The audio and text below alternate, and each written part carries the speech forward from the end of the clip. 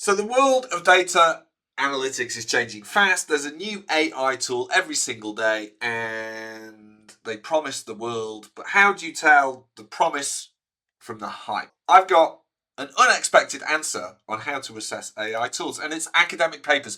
Don't run away, don't run away. This is a very cool academic paper, and don't worry, I've done the heavy lifting, so you don't have to read it, although I clearly recommend you do. Data has entered the chat by Matt and Anna is a remarkable paper. The paper itself is about threaded conversations for generative AI with data analytics. They built AI Thread, which is this threaded tool, so that you can explore data in a threaded way. Why? Well, because they recognize that most Gen AI conversations are just these single long straight rows that you can't get off of. And that's really not how data analytics works. Data analytics works because it's threaded. You go down, you chase different paths and go down different directions. You backtrack, you come around. It's a messy, almost fractal approach. Fractal approach. Something Tableau called the cycle of visual analysis nearly 2 decades ago. So what they did in the paper was give everybody the Titanic dataset and access to the AI Thread app they built. The Titanic dataset is a classic dataset used in loads of machine learning and data training, so it's a good one. It's just a good one to play with. But it's not so much the outcome of that blew me away. It was the fact that it made some super discoveries about threaded conversations and how people do exploratory data analysis with generative AI. So I want to focus on those 4 types of tasks because those 4 things actually give you a framework from which you can assess an AI analytics tool.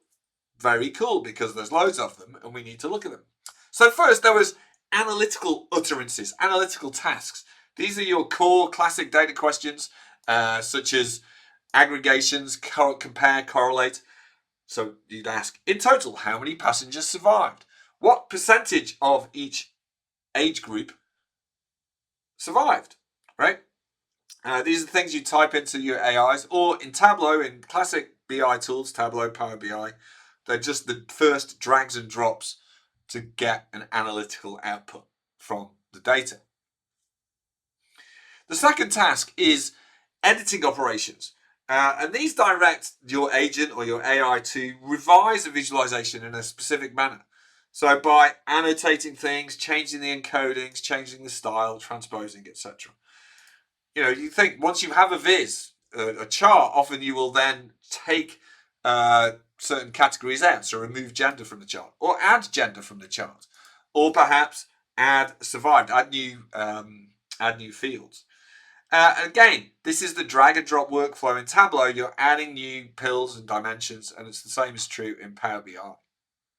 It's very intuitive in existing tools. Is it so intuitive in Gen AI tools? Number 3 is elaborations and enrichments. And this is where you go beyond the data in front of you.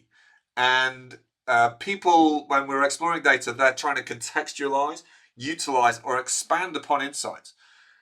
Such as, now you can ask things like, why did the Titanic sink with this example dataset? Or what are other alternative charts for this data?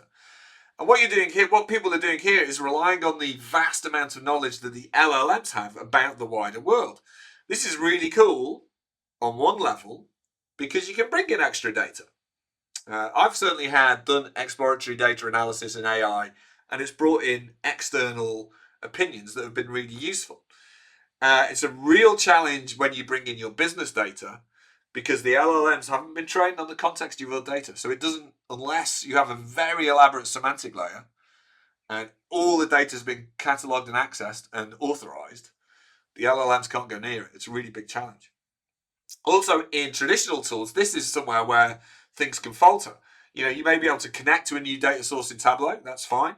But if you don't have that data, you have to go and ask a colleague, do your own research, go to Google, and this can be an interesting opportunity for the LLM AI world. And the 4th type of utterance that people did were directive commands. And these are ones where you articulated a very specific expected response to guide the agent.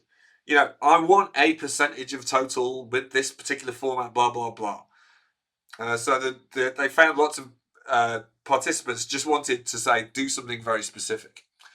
In our traditional tools, this is writing complex calculations or DAX, doing custom SQL, right? Or spending time crafting a visualization with exactly the formatting you want.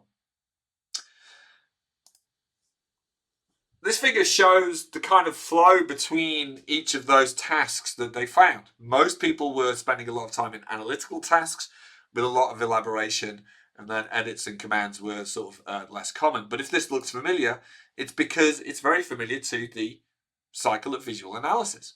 We want to flow with our data when we are doing data analysis, be that in a traditional tool or in a modern AI tool. Can they do it? Can they recreate the flow? So there you have it. I don't feel like I need a 20-point checklist to assess an AI analytics tool. I can use just these 4 criteria. When I'm exploring data, I want to do some analysis, but then I want to flow and do some editing of that analysis. I might want to elaborate and enrich it with other data, or I might want to say, look, AI, I want this very specific thing and give a very specific directive. Now, if you think about the AI analytics tools you have used so far, which ones have actually enabled you to do all of these? A lot of the ones I see, they can do a basic analytical task, but then they fall down on the rest of it because they can't do the enriching, the editing, or the directive stuff. And that's a real problem because to do data analysis properly, we need all 4 of these tasks fulfilled. So there you go. That's the amazing Data has entered the chat paper. It's a really good paper. I'm really delighted because it's given me a model with which I can assess AI tools. Let me know your thoughts in the comments. Thank you.